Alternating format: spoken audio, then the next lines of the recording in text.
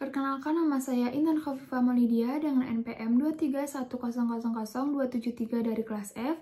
Di sini saya akan menjelaskan mengenai topik permasalahan yang telah saya analisis, yaitu mengenai kasus pungli di rutan KPK. Di sini kronologinya yaitu ketika KPK telah menetapkan 15 tersangka dari proses penyidikan dan para tersangka tersebut akan menjalani penahanan di rutan Polda Metro Jaya. Kemudian akibat dari kerugian yaitu mencapai 6,3 M yang terjadi dalam kurun waktu dari tahun 2019 hingga 2023. Kemudian, mengapa hal ini baru terungkap atau baru diproses, yaitu karena adanya pembocoran jadwal pemeriksaan KPK, sehingga ketika KPK akan melakukan pemeriksaan, barang bukti tersebut telah disembunyikan terlebih dahulu. Kemudian, mengapa kasus ini menjadi tindak pidana?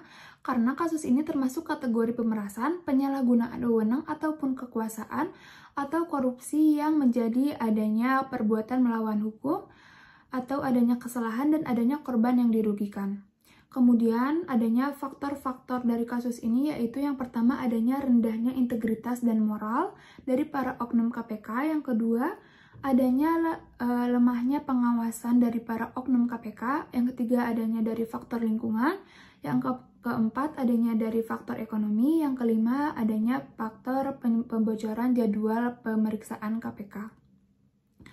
Kemudian di sini ada unsur pidana. Unsur pidana yang pertama yaitu ada unsur subjektif, yaitu adanya niat atau kesengajaan untuk melakukan hal ini.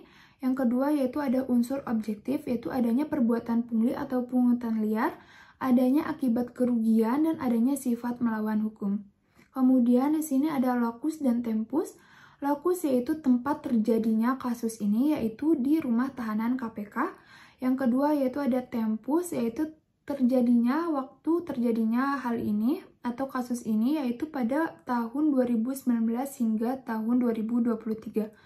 Kemudian aturan hukum yang terjadi yaitu pasal 368 KUHP tentang pemerasan dan juga pasal 12 huruf E Undang-Undang Pemberantasan Tindak Pidana Korupsi sebagaimana telah dirubah dengan Undang-Undang Republik Indonesia Nomor 20 Tahun 2001 tentang perubahan atas Undang-Undang Nomor 31 tahun 1999 tentang pemberantasan tindak pidana korupsi untuk pasal 55 ayat 1 ke 1 KUHP.